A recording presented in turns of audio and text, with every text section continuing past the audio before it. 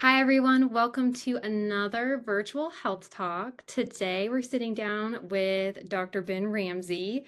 We're so excited to have you, Dr. Ramsey, and to have this conversation about mental health and anxiety and depression, which you and I have talked before. And this is just such a stigmatized topic, and a lot of people are afraid to talk about it, and I think don't talk about it enough. So I know times are changing and we are talking about it more, but I'm so excited to do this with you today and to talk about this. And I'll let you say a little bit about yourself and where you are and where you're located, and then I'll go ahead and start with the slides.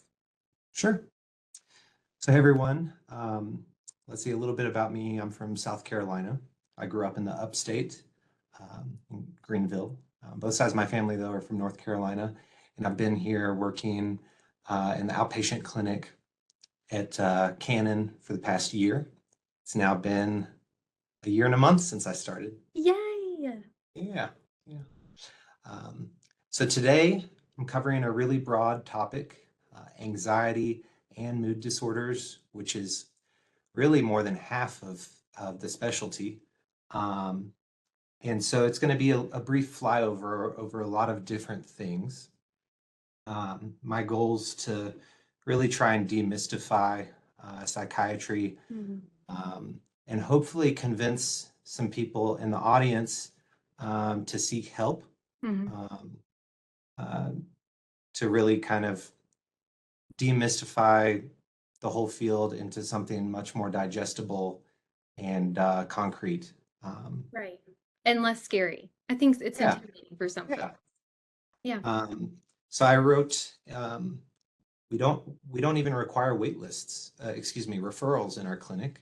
Um, for depending on your health insurance, um, they might prefer you have a referral to be seen here, but it's not required. Mhm. We have a wait list, but as soon as slots open in the schedule, we're constantly adding, bringing in new patients. Mhm. Um, so, first slide here is trying to address the question of like, when is it time to see a psychiatrist or even your primary care doctor?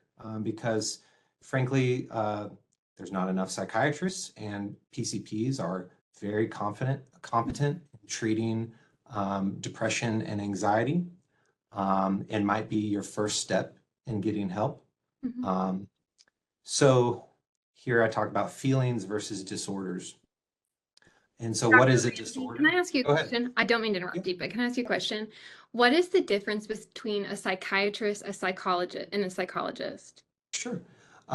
So a psychiatrist is a physician who went to medical school and then did a residency in psychiatry, and they can prescribe medication. That's the main distinction. A Okay. psychologist can be a PhD, but they don't prescribe medication. Okay. Do some people end up seeing both? Like, or do you Yes. pick one or the other? Okay. Yes, Okay. actually, it'd be ideal to see both.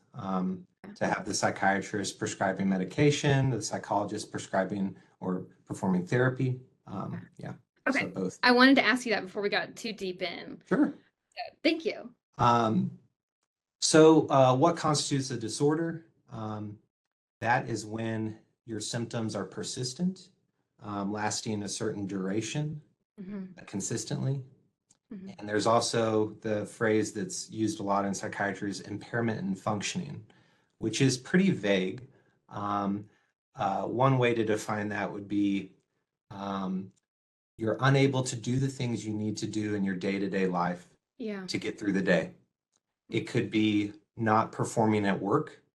It could be not performing as a parent. Um, it could be not being able to engage socially with people.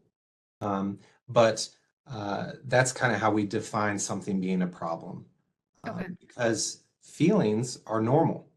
It's normal to have periods of time where you're anxious, like I'm anxious right now giving this presentation. Don't be Um, anxious. it's normal to have periods of time when you're depressed. Hmm. Um, I wrote, "What is happiness if you've never been sad?" Um, it's these ups and downs in life that bring us, joy and perspective. Right. Um, Anxiety can motivate us.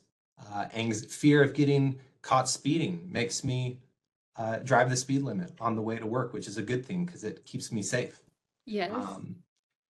And so the goal in treating these symptoms is not to have no emotion. The Mm-hmm. goal is not to be Spock or a robot. And if that's happening, that means that the treatment is not effective and that a different treatment should be sought out. Okay. So we can go to the next slide. So this slide, there's a lot on here. And we could stay on this slide for a long time, but this is just a brief summary of a lot of different anxiety disorders. Mm-hmm. The first one I put is generalized anxiety disorder. And so we talked about duration on the previous slide. So these symptoms have to be present for 6 months. The anxiety has to be excessive and hard to control.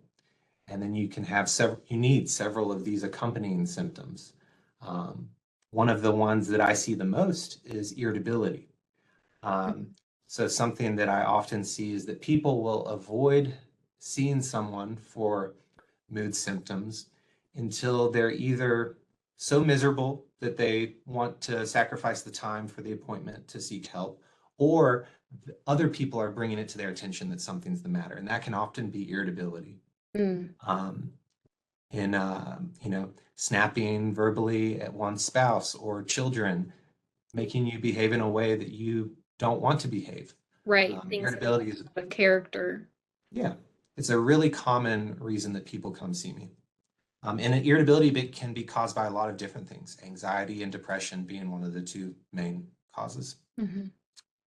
Panic disorder, this is like unprovoked panic attacks. Agoraphobia, you hear these words all the time, but here are some definitions. Agoraphobia is often confused with social anxiety disorder. Agoraphobia, you're afraid that something bad could happen in a public place. You want to be able to get out of there, like at the grocery store or movie theater. Social anxiety, on the other hand, is a fear that you'll be judged or scrutinized, saying something awkward and people noticing. So someone with social anxiety might not like public speaking, might not like talking on the phone with strangers. Specific phobia, this is like when people use the word phobia, like a fear of a specific thing, like flying. OCD, everyone thinks they have OCD. Wanting to make sure you locked your door to your house does not mean you have OCD because there's no impairment in functioning in that. The symptoms have to rise to the point of getting in the way of your day-to-day. And then another anxiety disorder is PTSD, where you have intrusive symptoms like nightmares, flashbacks, avoidance of certain places or thoughts or feelings, and then even like thinking negatively about yourself because of something traumatic in your life where you were in fear for your life. Hmm. Yeah. So those are a bunch of different anxiety disorders. I have a random question. Yeah. As you were going through them, do you find or do you think that with the age of social media and people are more on their phones and a lot of people don't pick up the phone and talk on the phone. Now, I think I think you've known me long enough that I am a talker, so I love to talk on the phone, things like that. But I know that that is changing. Do you think that social media is increasing some of these like social anxiety disorders? Yeah, I never really thought about that, but yeah, I think so. I think sometimes I notice people will be more likely to tell me something in an email they send to the clinic Yeah. than in the appointment, Hmm. because we feel more comfortable behind the computer screen, Yeah. saying how we really feeling. Yeah. So yeah, I could totally see that. Interesting. That was my random question. Sorry. So we talked about anxiety. Here we have what constitutes a depressive episode. So whereas, for example, generalized anxiety disorder, it had to last 6 months, a depressive episode has to last at least 2 weeks. And so the acronym you memorize in med school is SIGI CAPS, which stands for all of the symptoms. You have to have 5 of 9. In kids, you can actually have irritability in place of feeling depressed or unable to feel joy. Another example of how irritability can be a sign of something else going on. We call it a secondary emotion being caused by a primary emotion. Um, Hmm. yeah. So for SIGI caps, there's sleep, um, interest, anhedonia, which means difficulty feeling joy, guilt, change in energy level, concentration, appetite, psychomotor that can look like slowing, like you can barely read the newspaper, um, and then lastly, suicidal ideation. Um, and MDD is pretty prevalent, 12%. So out of like 30 people on this conference, like 3 people um, might have this in their life. Wow. Now, okay, let's say some of the people on this call are watching this and they're like, oh my goodness, I have all of these things. Do do you recommend that they reach out to their PCP first and have these conversations? I know you said that they can can go ahead and reach out to you or reach out to your Yeah. office, but what do you recommend for So, them? yes, getting in touch with us would be a good step so that at least you're on the wait list. Mm, And, while in the meantime, talking to your primary care provider about your symptoms. mhm, A lot of different things aside from depression can cause some of these symptoms. mhm, Changes in sleep can be caused by sleep apnea. Um, Low energy can be caused by thyroid conditions, trouble concentrating. That can be caused by like ADHD, changes in appetite. A lot of medical things can cause that. And so it's always a good idea to get in touch with your primary to make sure we're not assuming something is psychiatric before we decide it is. mhm. Of course, with suicidal ideation, that would be more of an emergency, a reason to, go to the ER or the hospital. So, yeah. Okay.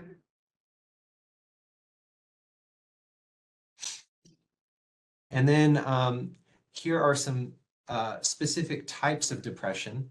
Um, One that I've noticed a lot since I started working here is the seasonal pattern, for Yes. which bright light therapy can be really helpful. But this is, what is sometimes referred to as seasonal affective disorder, which I think is kind of funny that's SAD, like sad. That- Um, but that can worsen during the winter. mm, Catatonia, we often, when we hear catatonia, we think of things like schizophrenia, but it's actually most commonly associated with mood disorders. So that's where someone really withdraws inward and might stop taking care of themselves, stop even like moving. Atypical, which is like you sleep a ton, eat, your appetite goes up. And then melancholic, the one here that always catches my attention is early morning awakening. Um, Whenever I'm talking to someone and they mention that and they're not sure what's going on, depression is always on my radar because that's kind of unusual, waking up really early. Yeah. Um, so When you say waking up really early, how early?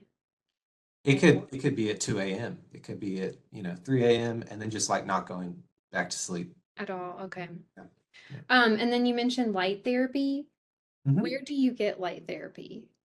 So I would talk to your provider because this is not like going outside and staring at the sun. Hmm. Uh, that can cause skin cancer. Um, but there, there are different. I'm pulling up some notes I have on this actually. There are different lights that you can buy online, Oh, sometimes for somewhere between like 20 and $50. Um, but I would talk to your provider because there are specific numbers you'd want to know. For example, not doing it for more than 20, 30 minutes a day. mm, The intensity of the light is specific. You don't stare directly at the light. You have the light a certain distance from your face. Um, and so it's not as simple as just getting a lamp and shining it at your face. got Um, it. Okay. I just wanted to know that. Okay. um, so here we have CBT, which stands for Cognitive Behavioral Therapy. So CBT or therapy in general is a really great thing to do alone if your symptoms are pretty mild. Mhm. If you're noticing you're having anxiety consistently or depression, but you're still able to get your job done at work, You're still able to do what you need to do you know, for the most part. That would be a time when therapy is a great option. Once the symptoms enter the realm of more moderate to severe, Mhm. uh, I would also recommend medication, Okay. because that combination of therapy and medicine is the research says that's most likely going to be the effective solution. Okay. Um, so CBT, or cognitive behavioral therapy, is all about, with your therapist, examining specific situations, thinking about how you felt at that time, and trying to connect that to thoughts that were going through your mind at the time. Um, so the whole point of that is we can't really argue with our emotions. Like, there's not much of an easier way to make someone mad who's anxious than to like tell them to chill out, or tell someone who's depressed to get it together. Mhm. That doesn't help. Mhm. But what can help is examining the thoughts that they're having that might be contributing to how they're feeling. Um, and so these are called cognitive distortions, or ways of thinking about things that aren't either entirely helpful or accurate. And so some examples would be like mind reading and social anxiety, imagining what the people you're talking to are thinking about you. Um, like, I'm giving this presentation, a mind reading could be me thinking that the people that are listening think I don't know what I'm doing. Mhm. Um, Fortune telling, predicting things in the future that haven't happened yet that might not happen. Catastrophizing, which is kind of similar, but thinking of like the worst case scenario that can happen. Um, uh, Discounting the positive, only paying attention to negative things and things that might indicate something bad's going to happen. These are all very common cognitive distortions. And the really cool thing about CBT is, after like, it's recommended to be done weekly. After like 12 or 15 appointments, the goal is for you not to need your therapist anymore, and that you'll Right. be able to apply these on your own Mhm. in your day-to-day life. Um, And if you're looking for a therapist, a good place to start is a website called psychologytoday.com. Mhm. Um, it's kind of like an online phone book where you can find all of the therapists in your area that accept your health insurance. It'll include their phone numbers, their websites, um, and uh, and you can even filter by like what type of therapy the therapist does, Yeah. all sorts of things. Yeah. So, And you can go like by male or female and that kind of mhm, thing too.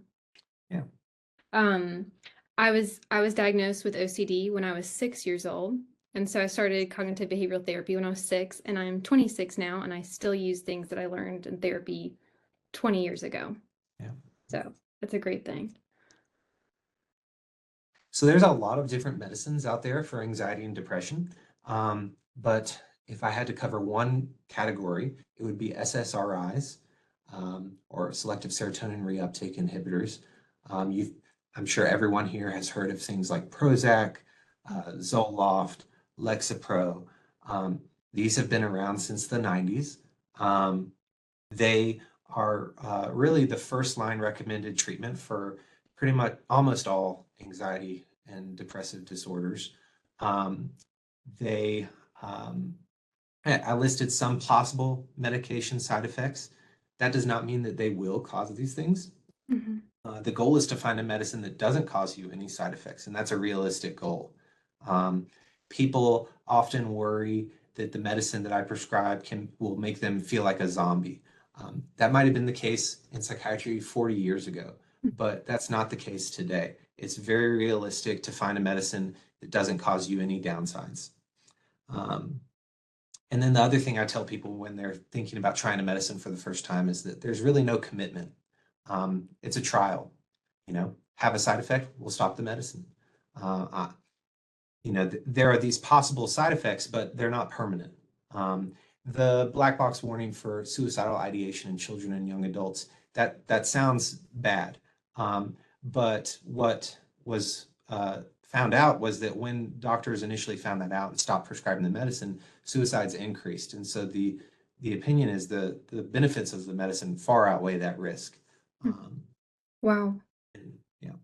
Um, one of the downsides of these medicines is it can take 6 to 8 weeks to really start working. Um, but that doesn't mean that it's going to take 2 weeks before people notice any change. sometimes with anxiety, people notice improvements a lot faster. So once you start taking these medications, are you on them for the rest of your life? What does that look like?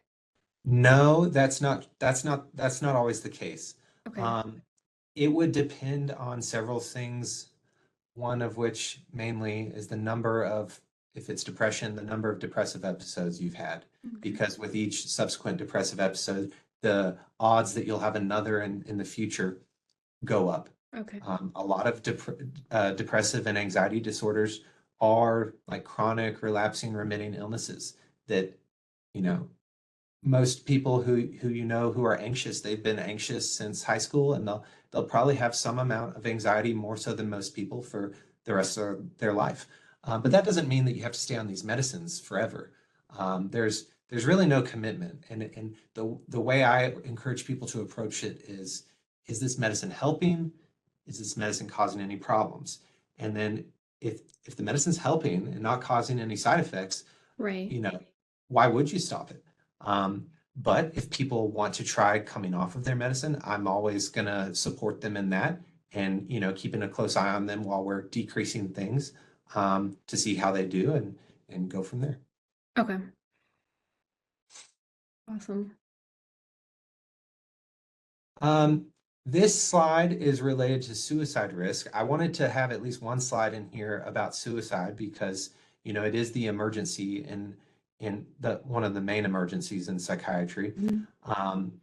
So this is an acronym that is often used to kind of assess risk for self-harm. Um, be sex would be male, age would be kind of bimodal, younger age and then older age. Obviously, depression. Number one risk is a previous attempt. Substance use, because it removes people's, it makes people disinhibited. And suicide attempts are often the result of impulsivity. You talk to people who have survived attempts, and everyone says that as soon as they did whatever they did, they wished they hadn't. Which is why it's good to know that half of suicides are by firearm, because so many of those attempts, once it happens, it's too late. Mhm. Whereas with overdoses, people are able to call 911, and depending on what they took, it might not be too late. Mhm. Rational thinking loss, psychosis, medical illness, like a really poor medical prognosis, that would catch my attention as a risk factor. Mhm. Um, Social support is huge. Um, and then there's another acronym called ISPATH WARM, and a couple that are included in there that aren't in SAD persons are purposelessness, feeling trapped or hopeless. Hopelessness is a huge risk factor. Um, and so, you know, all of this to say, it's hard to predict. Um, if there was a set of questions you could ask people to determine whether or not something would happen, that would be great, but that doesn't exist. And so it involves, meeting with a psychiatrist and having a long conversation. There's no simple way to really determine risk. Okay.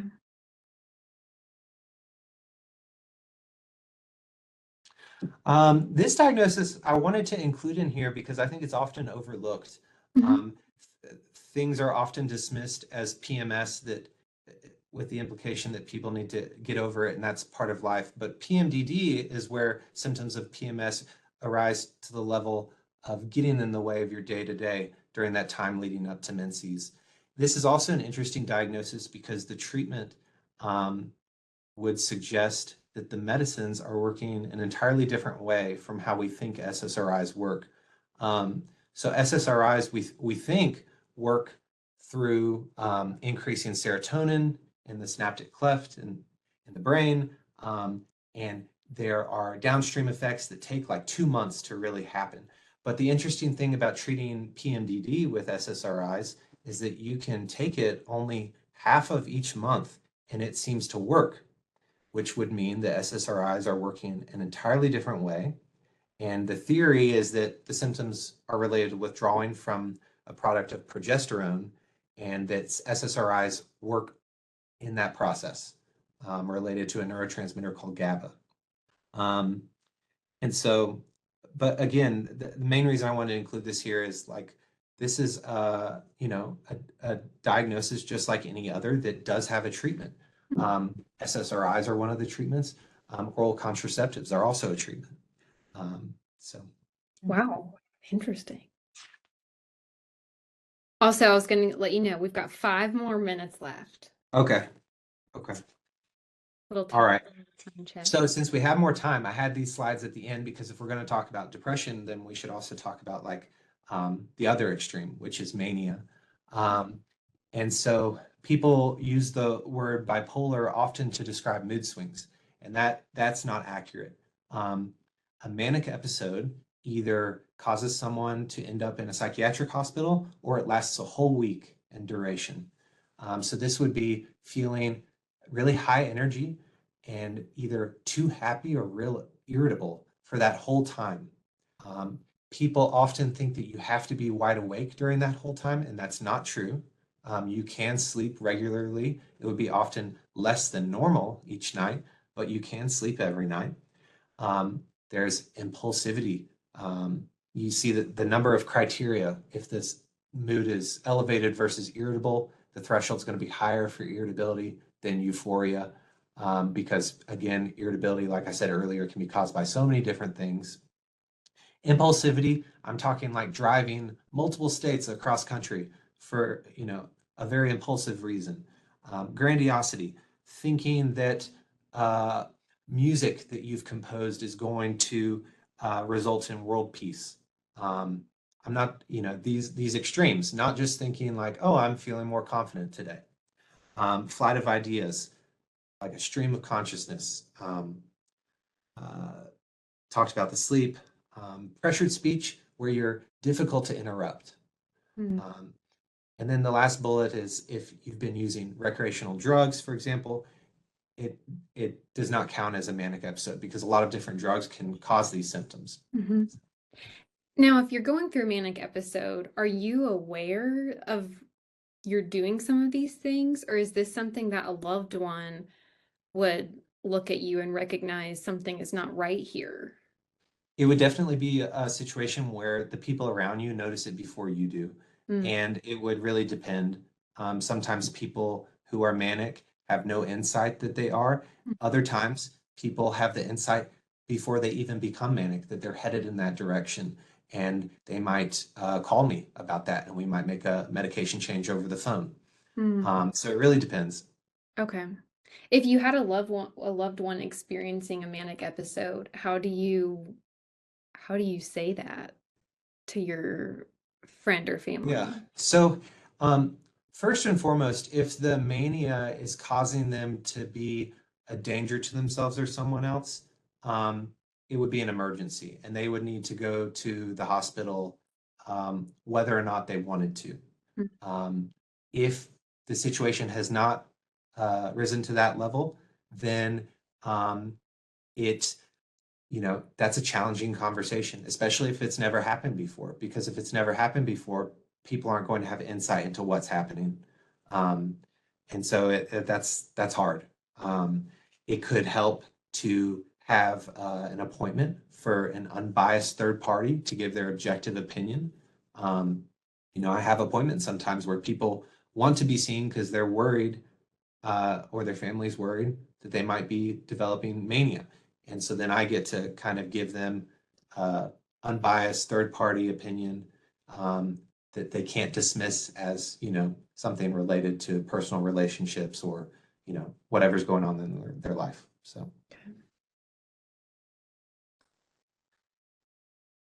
And then you hear about bipolar 1 versus 2.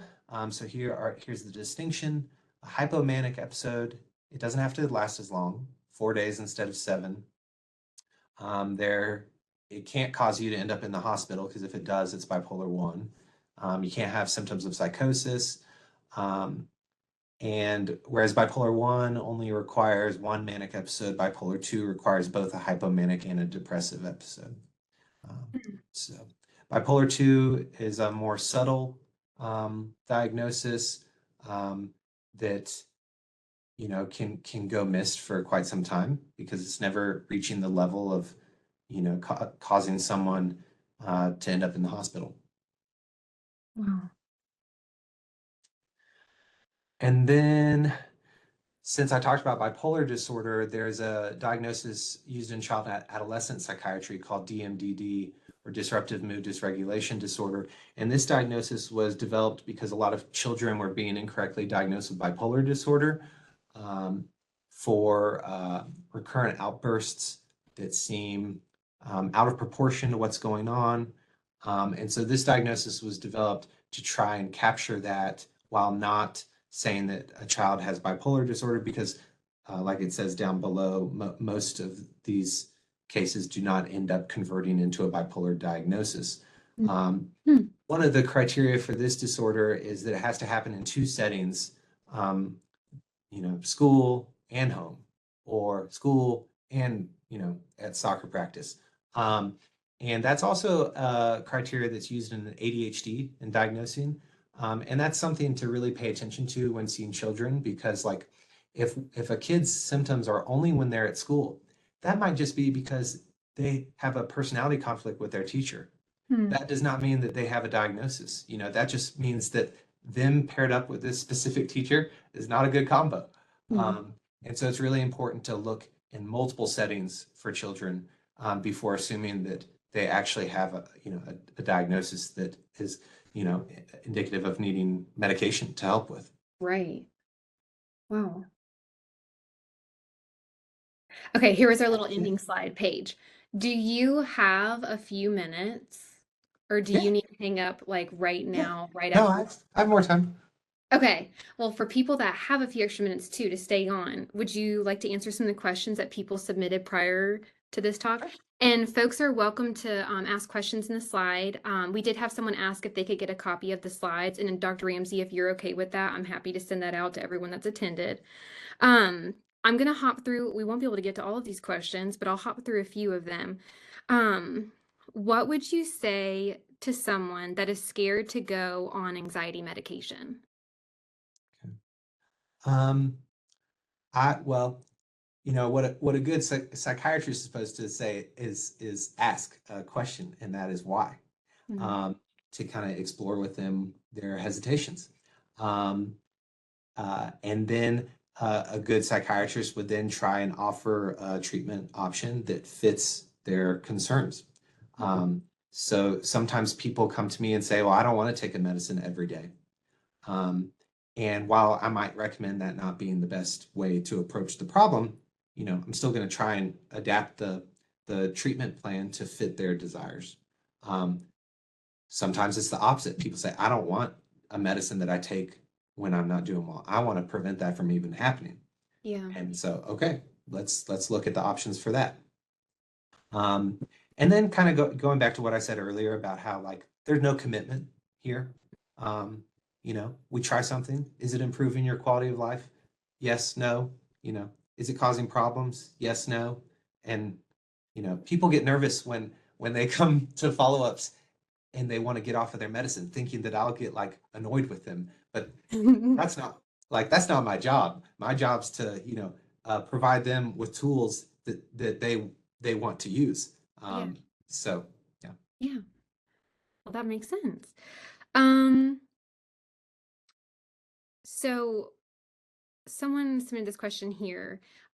How do you help and manage anxiety in children? Is there a different approach from adults, and what does that look like? And I know before people just hopped on this call, you and I briefly talked about that you personally do not see children, but you have a colleague that does.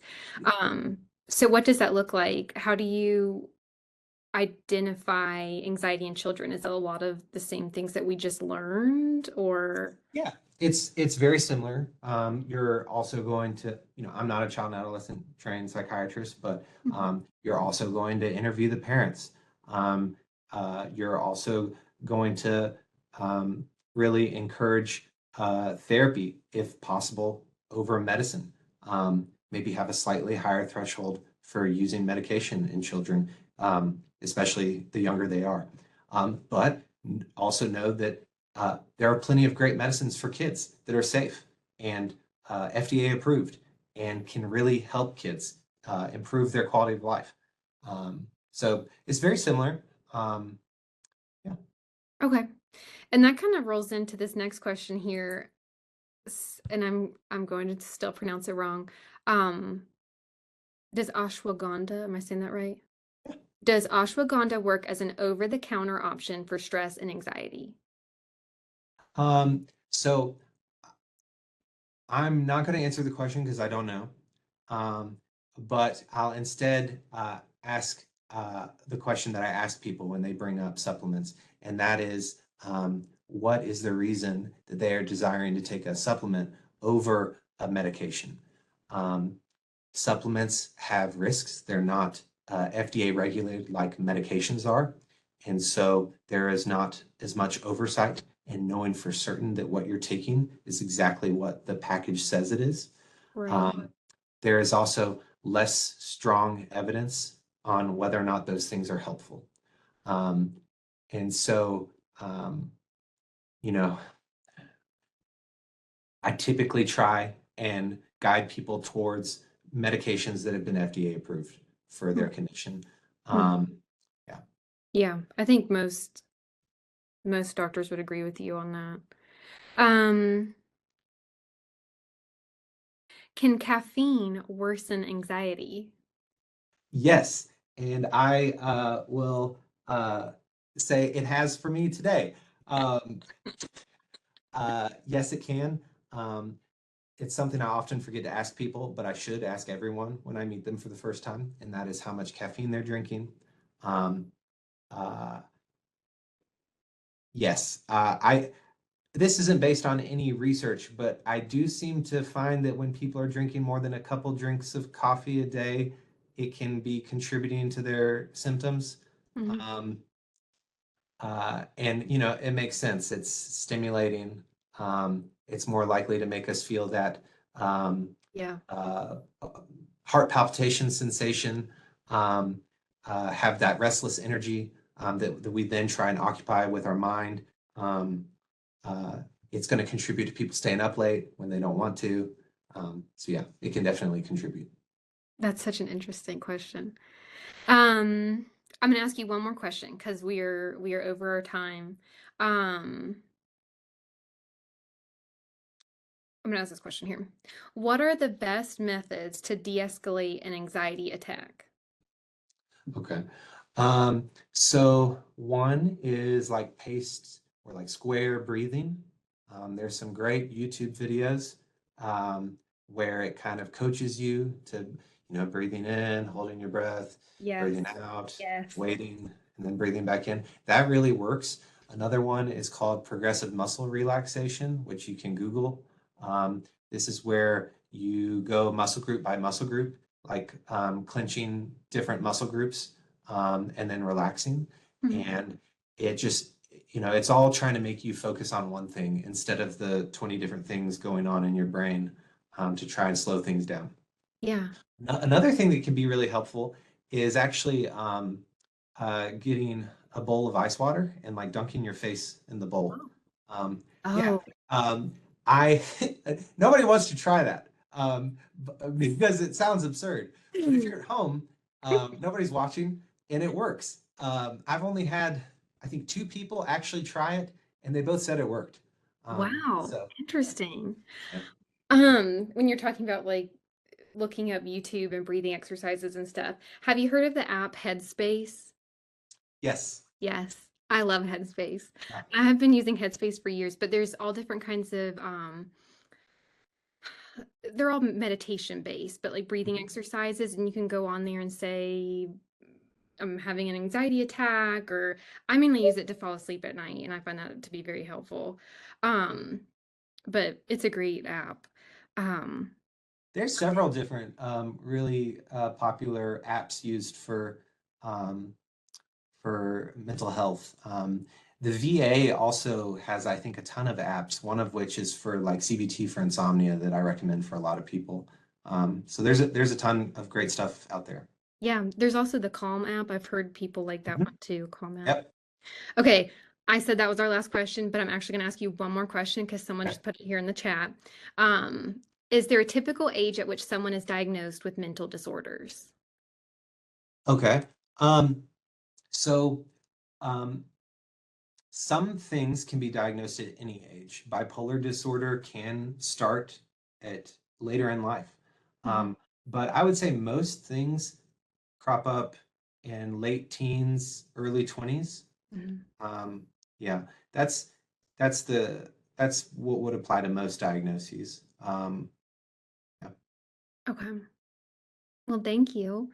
I'm sorry we didn't get to do all the questions, but we are 10 minutes over now. So I apologize if you have got to hang up quickly, but we still have a handful of people still on the call. I'm going to share my screen just one more time.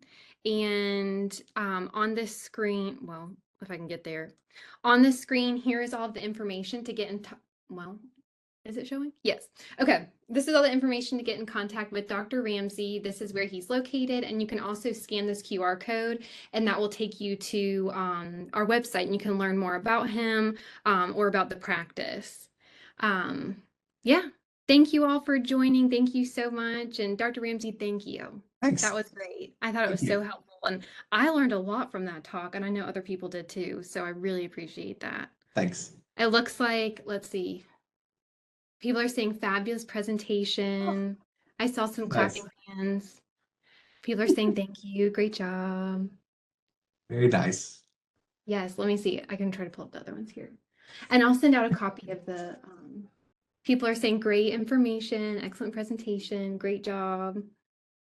I'll send out a copy though of the slides to everybody so that they can have them because that's really super helpful. And um, last time we did a health talk, it didn't record like it was supposed to, but the hope is that we have these recordings and we can also save them and they can live on our website. So Cool. I'll keep in touch with you about that. But Awesome. thank you so much. I'll be out at Cannon tomorrow, so I might bump into you. All right. All right. Okay. I'm gonna go See you ahead and end later. the call. I see a few people that are still on here. Again, thank you all for joining. Thanks for the help. Bye, Dr. Ramsey.